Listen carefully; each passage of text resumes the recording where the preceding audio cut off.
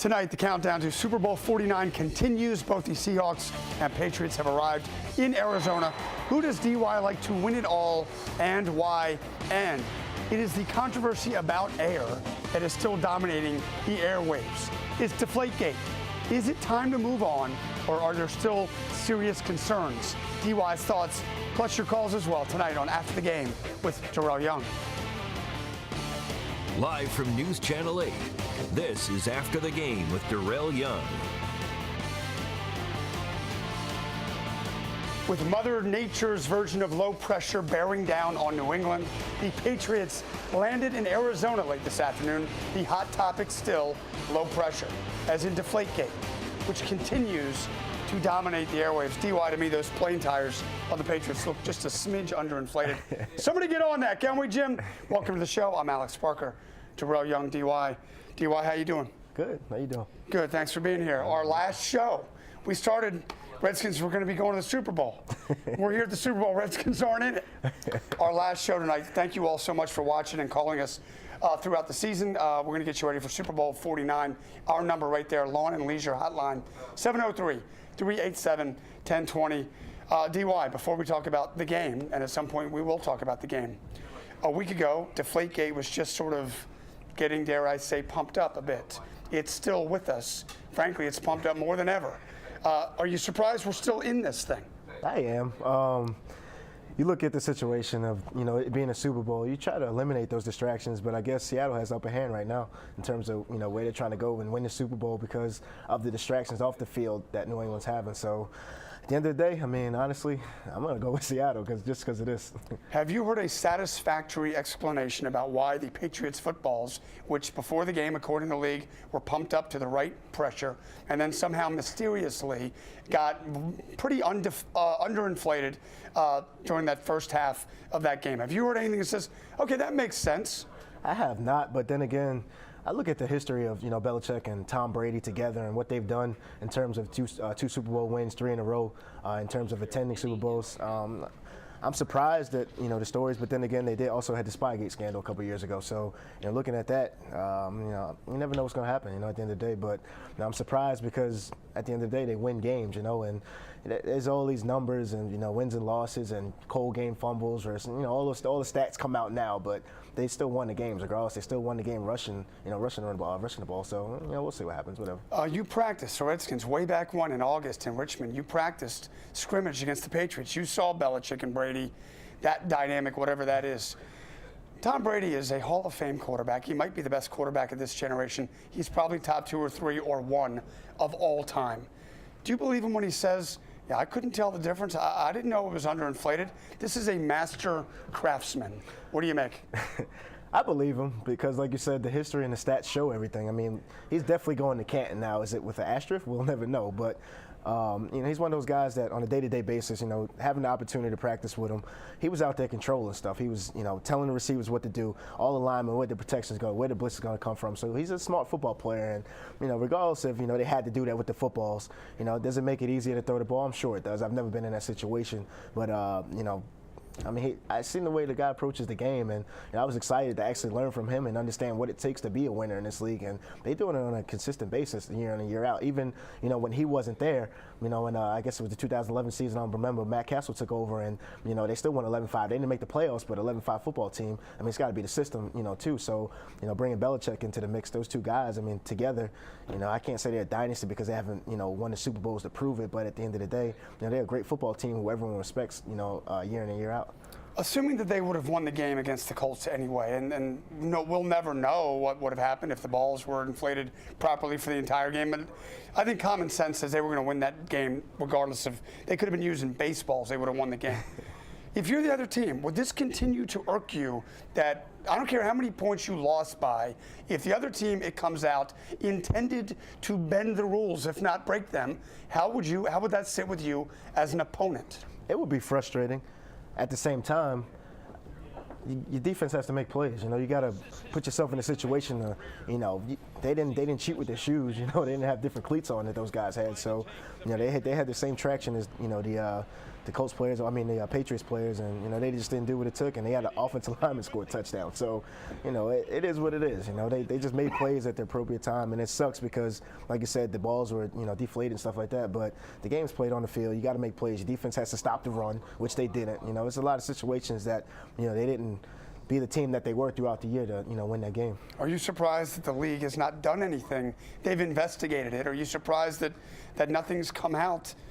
Punishment-wise, is the right thing to do to wait until after the Super Bowl if there's going to be punishment so you don't sort of taint this game? Or might the game not be fair if you don't taint the game because if somebody cheated to get here?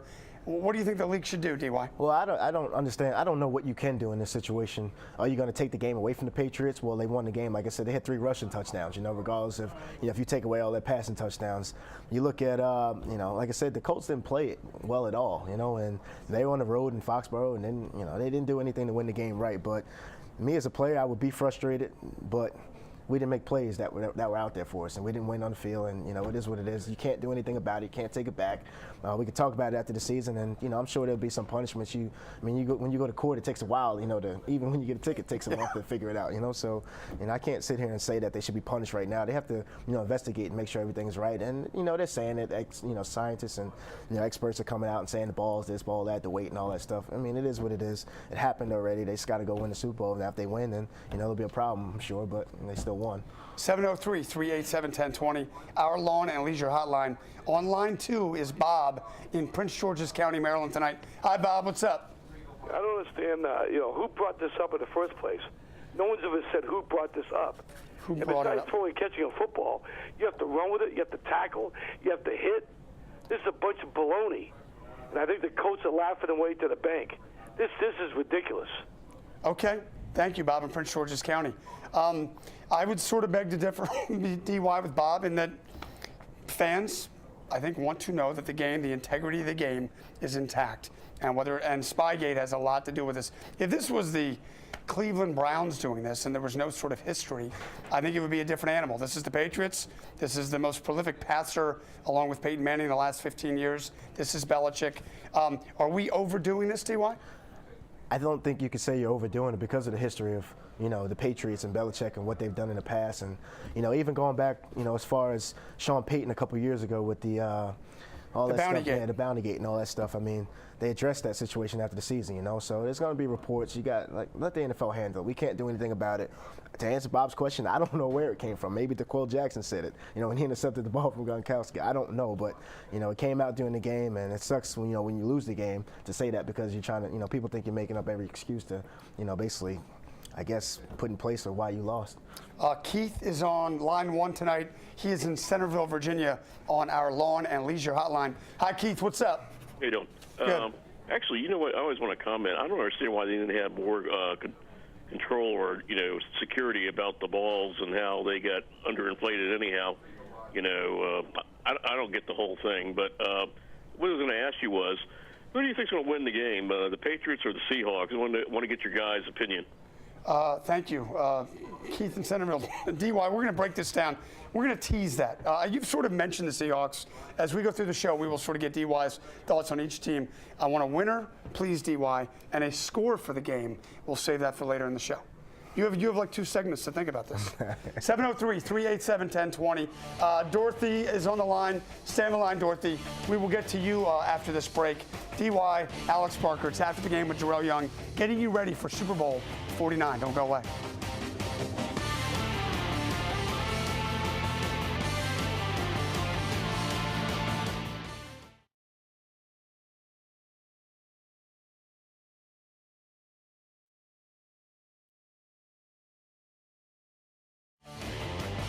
Here is your injury report brought to you by the Cochran Law Firm. Richard Sherman injured his left elbow in the NFC Championship game. MRI says it is a sprain. Expect Richard Sherman to play in the Super Bowl. Same with Earl Thomas, separated his shoulder in the championship game. Both players, as I say, expected to play Sunday in the big one. Welcome back to After the Game with Darrel Young. In this case, we're before the game. Can you imagine, DY, what it would be like to play in a Super Bowl? And all that comes with it. I think the game's probably the easy part. It's all of this. You'd love it. I would be excited. I mean, it's a dream come true to be under the lights, to perform in front of the world, basically. I mean, you got people overseas. I mean, it's one of the biggest sporting events ever. You know, Do you get nervous before games? I do. I always do. I get excited, nervous, because I get excited to see what's going to happen. I never know what's going to happen, obviously, but I'm not nervous in the sense where I don't want to go out there and perform and, I'm scared, but just nervous excitement. Are you more nervous on like a Monday night game? I mean, we're all human. Does a Monday night game bring out more angst than a Sunday 1 o'clock against Tampa? I can't say that. I can't say. I mean, Monday night definitely. I think I'm more excited for Monday night games just because, like you said, it's under the light and it's primetime TV. But I mean, you get excited on Sundays too. For me, I approach the game the same way. But every day is an opportunity to get better and do what I love. But I mean, like you said, Monday night, it is something different to it, but I mean, I don't get more excited, than I do on Sundays. I just can't imagine. I've covered about 6 Super Bowls and just the build-up. I mean, when people are getting video of you walking off of an airplane and everything you do for the next 6 days is going to be videotaped and scrutinized, and the media, it's just insane. It's so much fun. The quarterback matchup in this, DY, Deflategate aside, Tom Brady, Russell Wilson, what do you make of this matchup? It's a good matchup. I mean, I would have to say Tom Brady's the better quarterback. Obviously, the statistics show it, but at the same time, Tom Brady's one of those guys who basically didn't have to rely on his defense because statistically their defense always, was never really that good. I'm not going to say they didn't have good players like the Rodney Harrisons and all those guys over the years, but when you look at Seattle's defense, they're ranked number 1. I don't recall a time where, the Patriots defense was ranked number 1, going into a Super Bowl or a matchup or anything like that. So I think, both of those guys are heck of football players. Russell Wilson makes plays better than, better than anyone almost out there, and Tom Brady leads his team to victories better than anyone. He's one of the best fourth quarter comebacks ever, quarterbacks ever to come back, so. Tom, you say you think is a better quarterback, and he probably is. He's on his way to the Hall of Fame in about 10 minutes. But doesn't Russell Wilson's ability to extend plays and use his legs, does that equal the playing field, or do you still give the edge regardless to Brady? I mean, at the end of the day, you say it's about making plays on the football field. Tom Brady's a pocket guy. Russell Wilson's a guy who rolls out and does a lot more things with his legs. So they're two different type of quarterbacks, but they're both winners. So, I can't really say, too much about both of those guys because I don't play quarterback, so I can't critique them. But you were going to play quarterback if one more Redskin quarterback got hurt in that one game. I was throwing the ball to Deshaun or running. No, I would have paid to see that. We'd have to do new promos for the show. Coming up Monday at 7, the Redskins quarterback, Darrel Young, joins us. Dorothy is in Potomac, Maryland tonight on line 3. Hi, Dorothy. What's up? Hi, how are you? Good, thanks for calling. I think in all this talking about the deflated balls, I think the only fair thing to do immediately would be to pull Tom Brady from playing in the Super Bowl. Okay. Dorothy, do you give that any chance of happening? 5%, No. 7%? No, 0. But I think and it's incumbent upon the NFL to do a thorough investigation, and since that can't take place before next Sunday, and this is a reward for the whole year, I think the only fair thing to do would be to pull him as a quarterback. Thank you. Dorothy in Potomac. It's not going to happen, DY, obviously. I'll tell you what, the NFL probably should hope that either A, Seattle wins the game outright, and then no matter what they come of this investigation, it's not 2 weeks from now. Oh, by the way, remember that team that won the big game? They cheated. We found out they cheated. Either A, got to hope that Seattle wins the game, or B, that this investigation does not really implicate Tom Brady, because if it does, and they win the game, can you imagine being on the losing side of a game knowing that the other guy maybe shouldn't have been in the game? I couldn't imagine it, but like I said, who's to say that Tom Brady was the one that did it? It could have been people on the inside. But if it comes out that he did it. If it does, I mean, hey, like I said, then you punish him. Then I can sit there and say what I think of the situation. But right now, I can't blame anyone because I don't know the situation. I wasn't in the game. No one was in the game except those 53 guys and the equipment people on the sideline. So, no one's ever going to know the truth about what happened. It's just the nature of how things go. But, I mean, if he did, it's unfortunate. And, he stole one from the Colts, I guess. I don't know. Darlene is in Northeast D.C. tonight. Hi, Darlene. What's up? Ain't nothing up but high as you, but what I'm saying is, why is there so much talk about this inflatable football? Or they should have knew something. If it's such a big deal, they have to pass the ball to the referees. Why they ain't do something? Okay, Darlene, thank you. We sort of lost Darlene, but I think her point is the referees, DY, touched the ball on every play. And in that first half, when the balls were underinflated, how on earth did an official not sort of think, this doesn't feel right? In the heat of the moment, I don't think you think about that because every time I catch the ball, which isn't many times in the flats or something like that, I mean, I don't ever think to squeeze the ball and feel the pressure of the ball. I don't even think about that. It's just like when you're playing basketball, you can tell by the bounce of the ball, but you don't really tell, how much air, compared to the other ball is. You can tell if it bounces higher or the way it hits the rim or something like that, but you don't really think about those things, in the course of a game. You might mention it, but how many times people actually say that? And I feel like, the ball has less air in it than it did last week. One more thing before we try to leave Deflategate. And if you call in on our Lawn and Leisure hotline, you want to talk Deflategate, we are here. Jay Walker, the former Howard quarterback, who went on to play for the New England Patriots. He played in the NFL. He was on News Talk on this very set today with Bruce DePoit. And Bruce talked to Jay about whether Tom Brady is telling the truth about not knowing that the balls were not inflated enough. I think clearly Tom Brady knew. I take the stance that Troy Aikman took. I mean, as a quarterback, that's our livelihood. That's like asking a doctor, if you go in there with a scalpel that's off by 40 degrees or 10 degrees, would you know the difference? I mean, that's what we do. We're throwing the balls constantly. You have to have that feel. I mean, that's why some quarterbacks use glove, others don't, because it's all about feel. When you talk about 2 pounds of pressure in the rain, that's a huge difference. And I also think it benefited ways that people aren't really talking about. It's a lot easier to run a football when it's deflated. And it was rainy, and normally in rain games, the ball gets punched out a lot easier, but if it's a smaller football, you can carry it well. LeGarrette Blount had a fantastic day running the football, but I think they were anticipating a more closer game, and I think that's why Brady and whoever did it. I'm not saying Brady did it, but you absolutely know as a quarterback, because trust me, when you throw a pass and you squeeze it and it squeezes too soft, you get that ball out the game right away. And you had 11 balls done that way. That's not coincidence. Jay Walker, former Howard quarterback, DY, former Patriots quarterback. I've heard that argument from Mark Brunell and many other prominent quarterbacks. I think it's very plausible, DY, but you're playing now.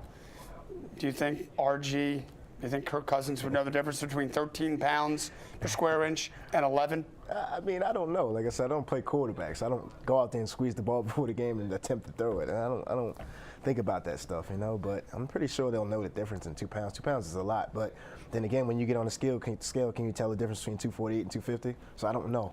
At the end of the day, you might think it, and you might feel different mentally when you look at the scale, but how different is it on, actually feeling? Who knew we were all going to be scientists this week? Bill Belichick now sounds like he's like Einstein describing this. More with DY after this. DY is going to deliver our play of the game. It's from yesterday. It is from one of DY's rivals in the NFC East. This guy is sick. That and more after this. Don't go away.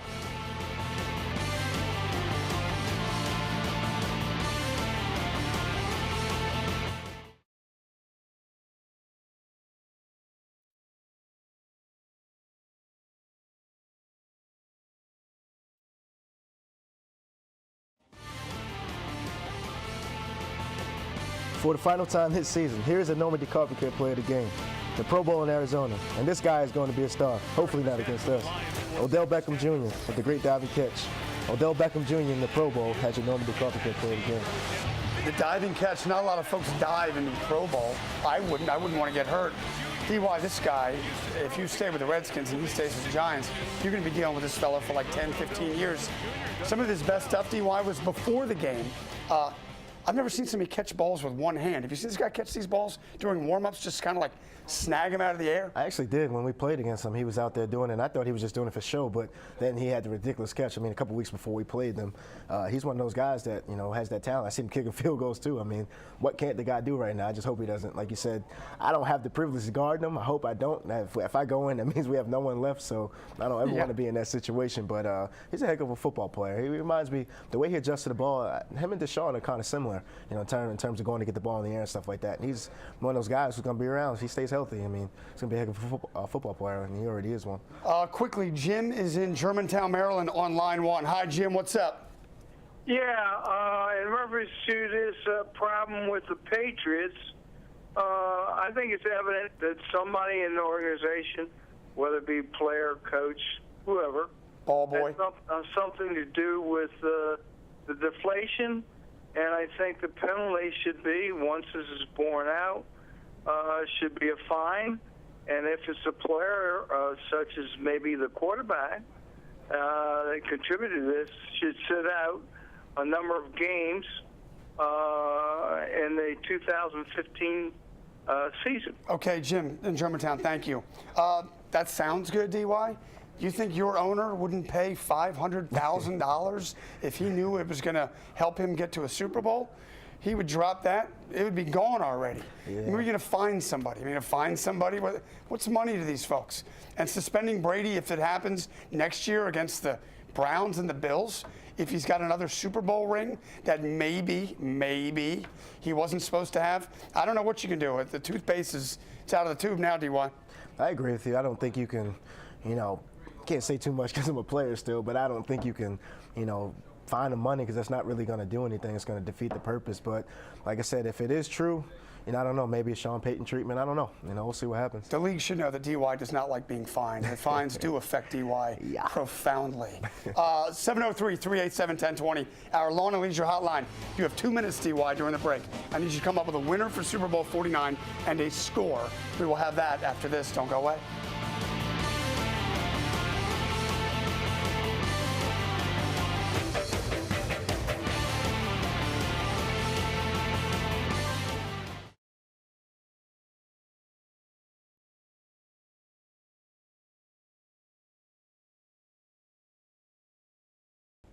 DY always gives back. DY, on Wednesday, you will be helping the military out again, going on a mission to Australia. What's that about?